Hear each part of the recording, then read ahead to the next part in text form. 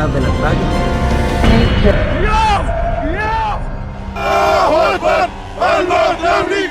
Yemen का Houthi Israel के लिए गले की एक ऐसी फांस बन गया है जिसे वो जितनी बार निकालने की कोशिश करता है वो उसके गले में उतना ही फंसती जाती है।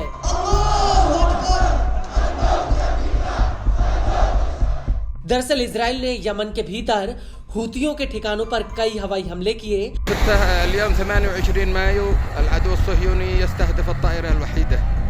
लेकिन उसके बावजूद हूती के लड़ाकों का हौसला गाजा के लिए 7वें आसमान पर है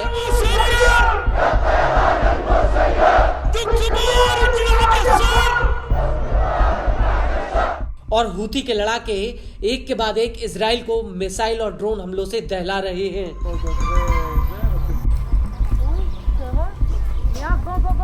इजराइल के तमाम बाहुबली कहे जाने वाले एयर डिफेंस सिस्टम भी इन हमलों को पूरी तरह से रोकने में नाकाम हुए हैं।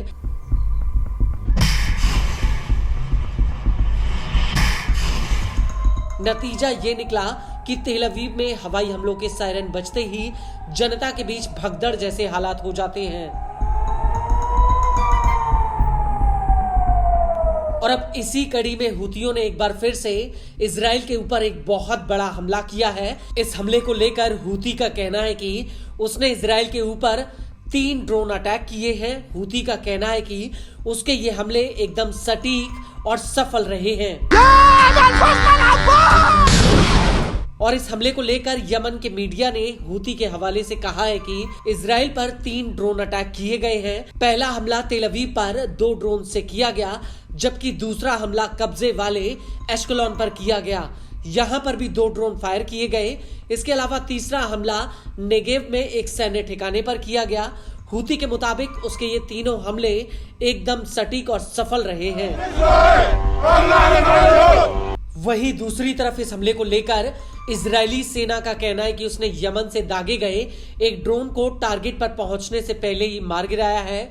इजरायली सेना के मुताबिक इजरायली एयरफोर्स ने हूती के ड्रोन को मिस्र के बॉर्डर पर मार गिराया था।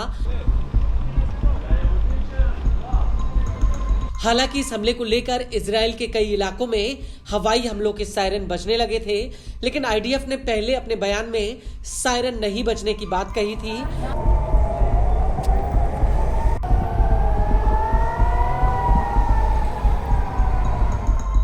आपको बता दें कि हूती ने इस हमले से पहले इजराइल के सबसे बड़े बेन गुरियन एयरपोर्ट पर फिलिस्तीन 2 बैलिस्टिक मिसाइल से हमले की बात कही थी। हूती के मुताबिक मार्च 2025 में गाजा में युद्ध विराम टूटने के बाद से हूतियों की ये 66वीं मिसाइल थी जो उन्होंने इजराइल के ऊपर फायर की थी।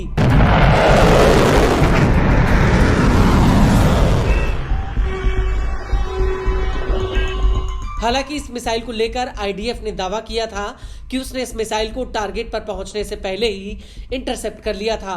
इस हमले में किसी भी तरह का कोई नुकसान नहीं हुआ था और इस हमले के जवाब में इजरायली एयरफोर्स ने यमन में कई हवाई हमले किए थे। आईडीएफ ने दावा किया था कि उसने यमन के भीतर हूतियों के ठिकानों पर हवाई हमले किए हैं। हालांकि हूती ने इजराइल के इस दावे को खारिज करते हुए नेतन्याहू पर नागरिक ठिकानों पर हमला करने का आरोप लगाया था।